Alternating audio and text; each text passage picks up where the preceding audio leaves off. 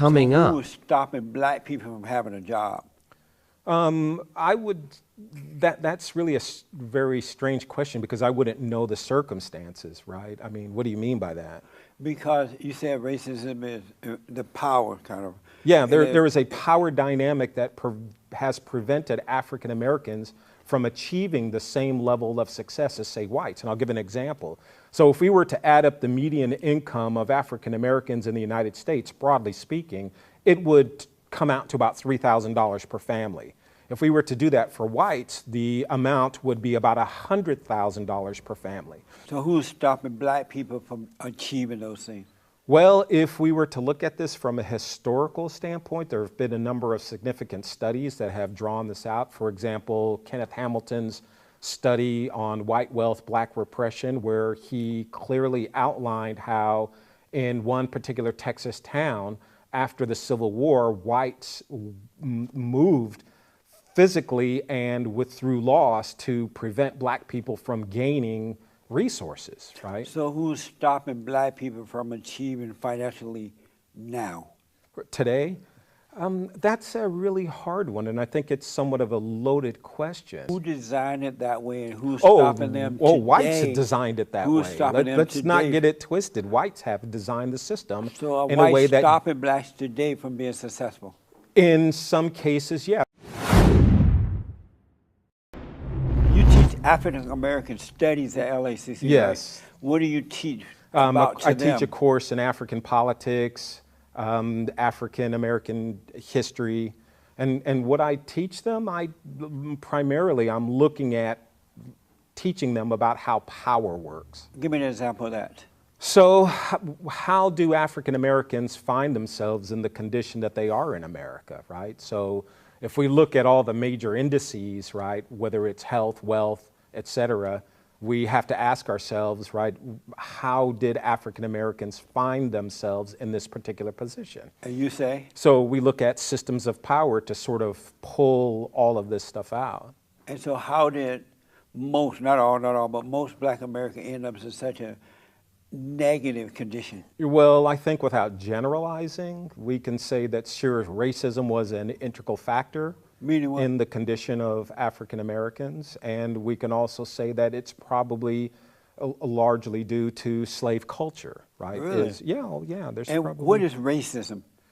Well, I think if we were to define it broadly, some people would say that racism is discrimination, prejudice against a certain group of people based on their skin color, but I would argue that that's probably a muted definition, that we would have to add systems of power in that definition, because I can dislike someone just because they have a size 13 shoe, that we may call prejudice, but as long as I don't do anything to you, there's probably really no harm in that.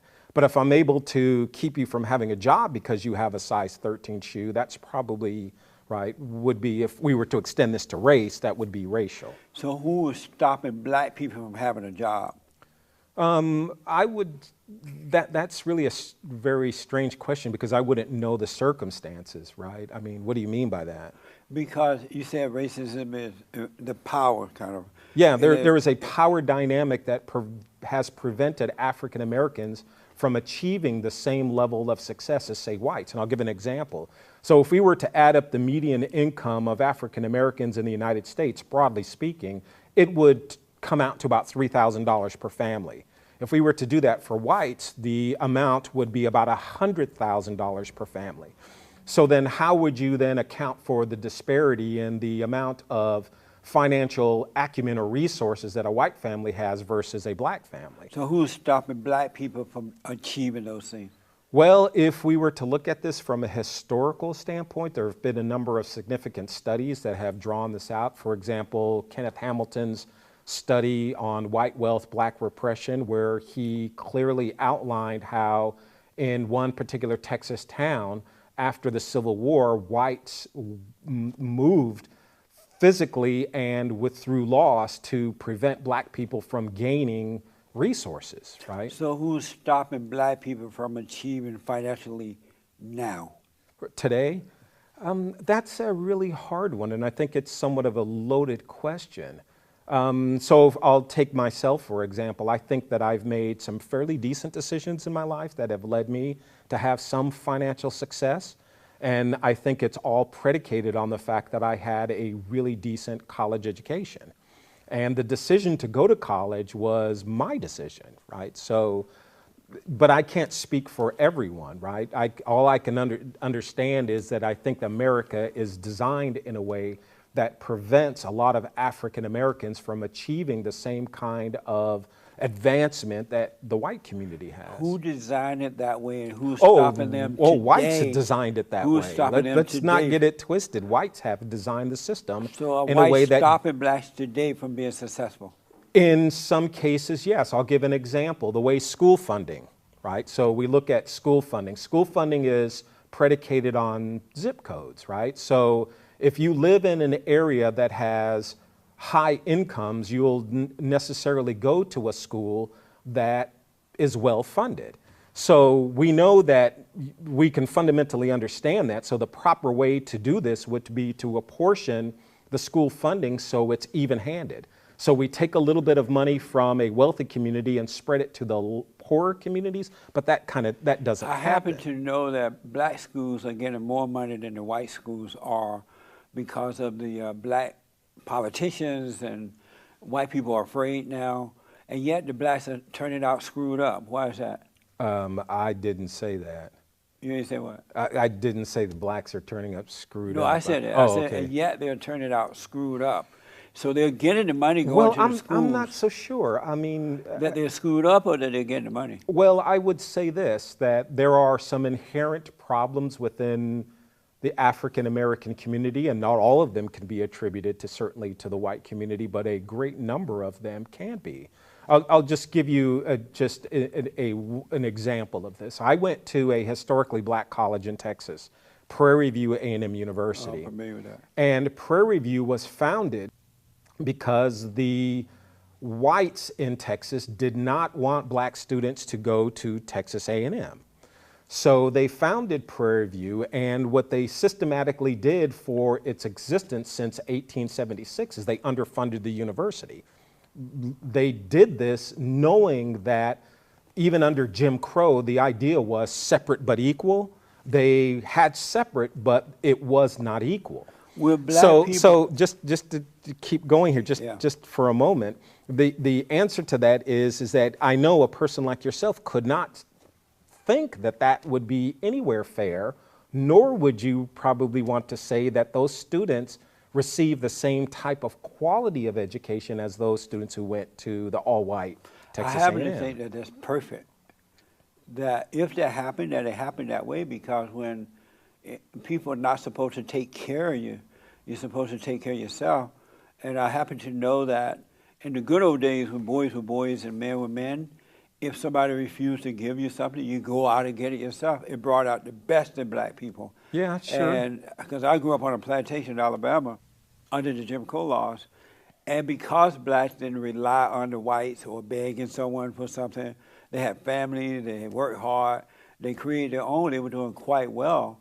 It wasn't until they started begging and blaming but you can't, with the civil rights movement that they became weak and pathetic. But I know that you're not trying to suggest that life for African Americans was some type of a utopia in 1870. Well, I don't know about Life for most black people was a living hell. I don't know about 1870, but I know about from 1949 to this day, it's been paradise for blacks. But they're so angry and demoralized, they don't realize it. I will concede that I think that there are some black people who are definitely angry, and there's good reason for it. There's never a good reason to be angry. Okay.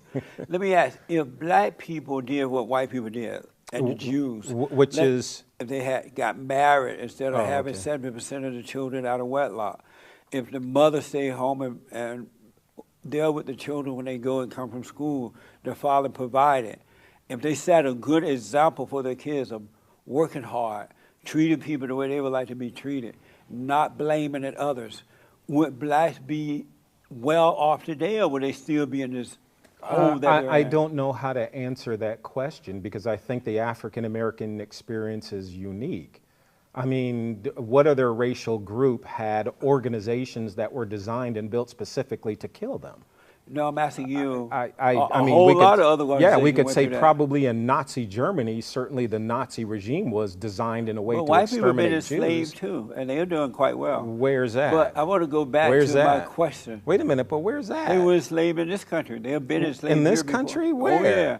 There were white Who? slaves as well. Who? But let's go back to the Wait question. a minute, wait a minute. White I want slaves to go where? back to the question. You didn't answer my question first. Okay. If black people didn't have 70% of their babies out of wedlock, and they loved what was right and did the right thing, got married, set a good example, taught their kids how to work and be responsible, treat people the way that they would like to be treated, would they still be whimpering and whining and begging and blaming about 1800s I don't know. today? You're making the assumption that inherently there are some of these things that black people don't do. Certainly there is a problem of out of babies being born out of wedlock, but that's symptomatic of the white community. But we right? talk about we the see black, that. I think the the whites are highest. not begging and blaming. It's the blacks who are begging and blaming. Well, I wouldn't characterize it as begging and blaming. What would you call it?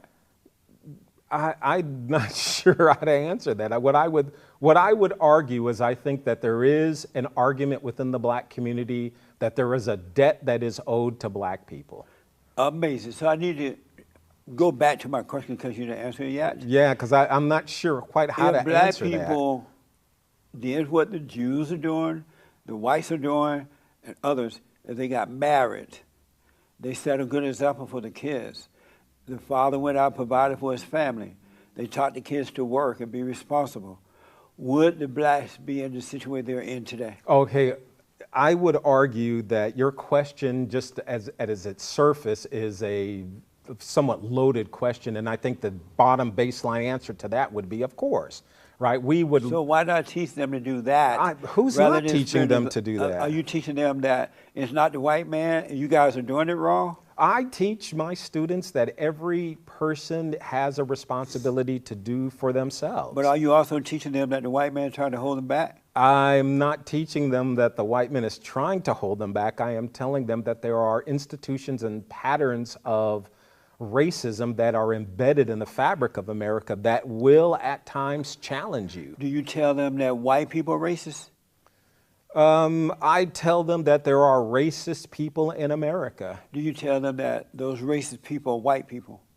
No, I do not. So you don't say white people are racist. I tell them that there are racist people in America. And who are those people? They could be just about anybody who has power in this country. If someone has the ability to deny you a job based on your skin color, they probably are racist. So I hear that the Jews have a lot of power. Are they racist?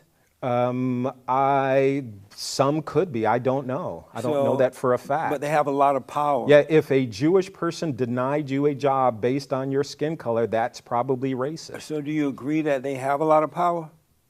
Well, some Jews do. Some And black so- people have a lot and of so are power. those Some white Jews- people have a lot of power. Are those Jews racist? Which ones? The ones that discriminate against you The one because that of your have the skin power. color? No, not because they have power. Are white people who have power? No, they're not racist? because they have power. Okay. There are, it's changing a little bit. They're trying to change it. But light-skinned blacks discriminated against dark-skinned blacks. Some of them won't hire them. Yeah, we have a colorism issue. Are they racist? Well, I would say that if a light-skinned black person had the power to deny you a job, they probably might be racist. If they're doing it because you are a dark-skinned black person, they probably are racist. So anyone Black people, if they have power, can be racist. We can see this in Haiti. Do you believe that all white people are racist? Or just Oh, some? absolutely not. Oh, okay. Your There wife. are some really good people of all races. Okay. No. Do you tell your class that? Oh, absolutely. And so, when I was growing up under the Jim Crow laws, blacks did better then because they believed in God. They got married. They had, they took care of their families. The parents and grandparents were around. They did much better then. They bought land. They created their own schools. They came back as professionals. They were doing better, and they were not blaming anything on white people. They were not blaming anything on white people.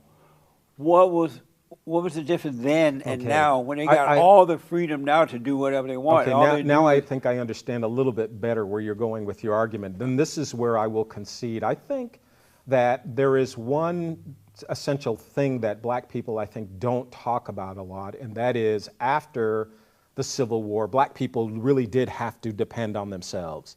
And I think people like Michelle Alexander will concede the idea that before we had desegregation, full-blown desegregation, there were a lot more black doctors, there were more black engineers, more black lawyers. I think black people there were a lot more black professionals, leaders in their communities.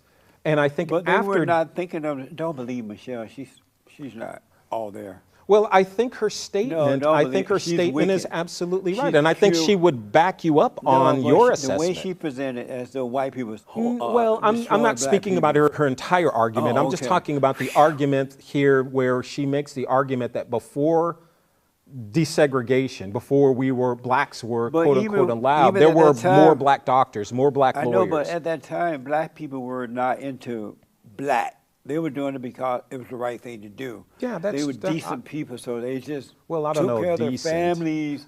They took care of themselves. They weren't into, oh, I got to do better than the whites, or the whites are trying to hold me back, because they were taught to treat everybody the same. Well, I think black communities were more unified, I think, to some degree. No, they weren't unified. I would argue because if you were a bad black person, you can't hang out with the other black people. I remember so many times when if the parents were bad, my parents would say, you can't hang out with those kids.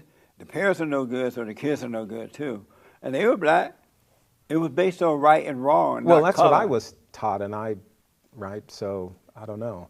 I mean, my mother was old school, right, from Texas, right. So you So why can't you guys go back to teaching that rather than all this phony racism stuff? Well, I hope that you're not trying to concede the idea that racism doesn't exist and that we shouldn't be teaching. You're saying that racism does not exist? Not at all. It has never existed.